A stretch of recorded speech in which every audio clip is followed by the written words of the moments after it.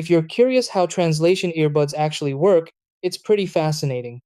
When someone speaks, the tiny microphones in the earbuds capture their voice and send the audio through Bluetooth to a companion app on your phone or to a cloud based translation system. That audio is instantly converted from speech to text using speech recognition technology. Then an AI translation engine processes the text into your selected language. Finally, the system converts that translated text back into spoken audio and plays it into your ear, all within a second or two. When you respond, the same process happens in reverse, so the other person hears your words in their language. Most models rely on an internet connection because the heavy AI processing happens in the cloud, though some newer models offer limited offline translation.